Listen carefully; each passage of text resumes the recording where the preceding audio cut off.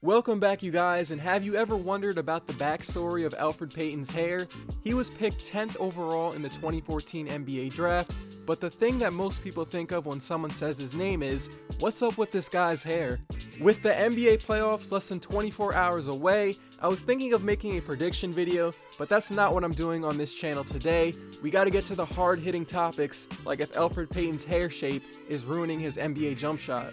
I can't believe I'm making a video about someone's hair, but ThonMaker and a bunch of you guys upvoted this comment on a video in the past, so why not? Let's talk about Elfrid's hair story, and if his shot is really affected by the way his hair grows. In 44 games with the Orlando Magic this year, he averaged 13 points, 6 assists, 4 rebounds, but on a Magic team that was going nowhere and probably has no idea what they're doing, they felt he was expendable.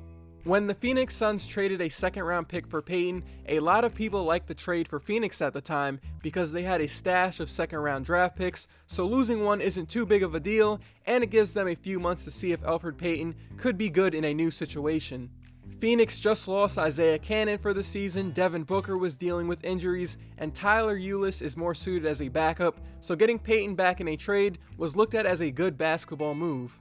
But what is the first thing you think of when you hear the name Elfrid Payton? I would say most people would think of his interesting hairstyle.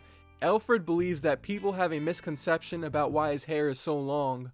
Elfrid said in an interview that a lot of people look at the hair and think I'm probably some kind of crazy person, but I'm actually laid back. It's like I'm totally opposite of the wild hair, so I guess it gives me some balance. In 2011, his entire high school basketball team made a promise not to cut their hair until they won the state championship, but they ended up losing in the state semifinals, and everyone on the team cleaned up their Tom Hanks and Castaway look, except for Elfrid. After the season, everyone on his team was saying, cut your hair, but Elfrid said, I kind of like my hair, I'll keep it. I went to college, it continued to grow, and that's how it got to where it is today. Elfrid says that people expect this cool story of how many products he uses to keep his hair in that shape, but he says other than washing and conditioning his hair, there's no secret to it. That's just how his hair grows. He actually said in an interview back in February 2018 that he's eventually going to cut it off, probably sooner than later, because he's kind of getting over the questions about it. Well, it's been a couple of months since then and he hasn't cut it. We're going to have to wait till the 2019 season to see if Elfrid is really going to rock a low cut on the court. For the second part of the video, we got to talk about his hair interfering with his jump shot or when he takes a layup.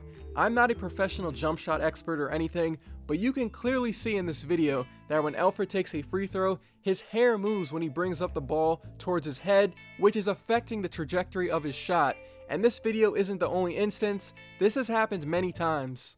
Now the real question is, how much more accurate of a shooter will he become once he cuts his hair? The answer is, I don't know, because there's a lot of players in the NBA, and I'm not going to say any names because you might already know who, but there's a lot of players with low haircuts who cannot shoot. But the one thing those players have going for them is, their jump shots are not being affected by a tree of hair dipping into their eyesight.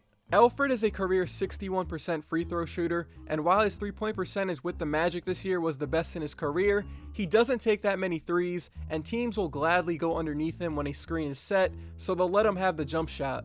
I feel like after that missed layup against the Nets and how much he's over getting questions about his hair, that would have been the final straw, but I guess not.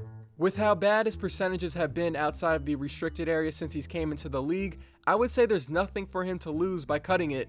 He might as well cut it off and just see if he's a poor shooter outside of the paint, or if his hair is really affecting his shot that much. Now don't tell me you're taking all this seriously. And yeah, that's the story of Elfrid Payton's hair. Not too crazy of a story, but his high school team made a promise to not cut their hair, and he just went with it since then. I respect the originality of it, and I like when people do their own thing, but as a professional basketball player, I feel like we're at a breaking point with it. I didn't really anticipate making a video talking about another person's hair for 5 minutes, but it got upvoted a lot in a previous video, so I said why not? Let's just put out a short fun video before the playoffs start. If you enjoyed even one part, definitely drop a thumbs up as it helps my channel grow. I know this video was dumb and not too long, but I really appreciate it if you're still here, because most people don't make it to the end. Speaking of the playoffs, do you guys think we're going to get a Cavs-Warriors Part 4, or will there be 1 or 2 new teams in the finals? Wherever you're watching this, I hope you have a great rest of your day or night, and I'll see you guys soon.